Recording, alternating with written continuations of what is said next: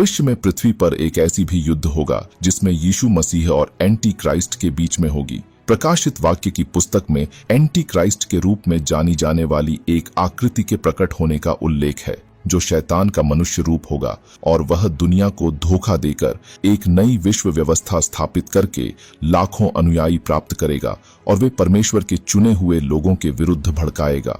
और जब anti Christ का साम्राज्य विश्वासियों पर हमला करना शुरू करेगा तो स्वर्ग का एक बड़ी दरवाजा खुलेगी और यीशु अपनी स्वर्गदूतों की सेनाओं के साथ धरती पर उतरेगा। बाइबल कहती है कि एंटी क्राइस्ट के सेनाओं का प्रयास व्यर्थ होगा क्योंकि वे पृथ्वी पर यीशु से पराजित होंगे। नंबर 2, यीशु मसीह के दूसरी आगमन से पहले जब तीसरी तुरही बजेगी तो स्वर्ग से एक तारा गिरेगी। संभवतः वह तारा एक गिरा हुआ देवदूत होगा जिसके गिरने से धरती पर बहुत गहरा गड्ढा होगा और नदियां और झरनों का पानी जहरीला हो जाएगा।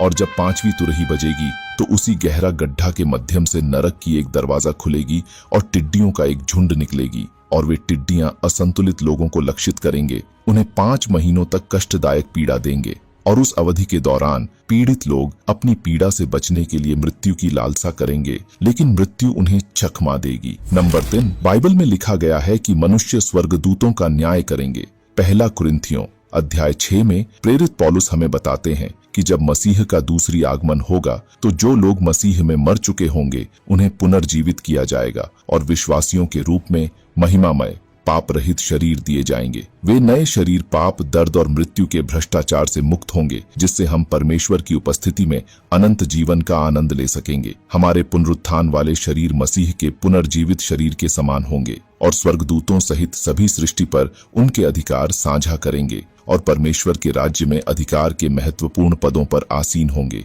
यह अधिकार स्वर्गदूतों सहित सभी सृष्टि पर लागू होगा। विश्वासी नए यरूशलेम में रहेंगे, जो नई पृथ्वी पर एक शानदार शहर होगा जहां परमेश्वर अपने लोगों के साथ रहेंगे, अपने शाश्वत राज्य में विभिन्न भूमिकाएं निभाएंगे। नंबर 4, मत्ती 22 में कुछ लोग स्वर्ग में विवाह के बारे में एक मुश्किल सवाल पूछकर यीशु को उलझाने की कोशिश कर रहे थे, तो यीशु ने उनसे कहा, स्वर्ग में न होगा कोई शादी का हाल, हम होंगे फरिश्तों से मिले जुले ख्याल।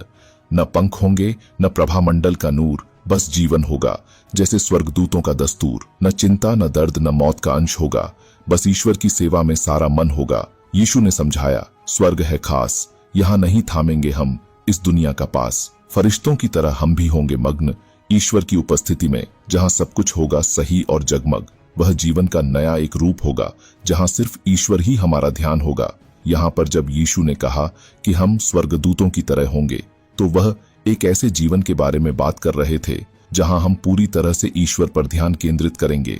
और जाने से पहले अगर आप भी मेरी तरह यीशु मसीह से प्रेम करते हैं तो कमेंट में आमीन लिखना न भूलें।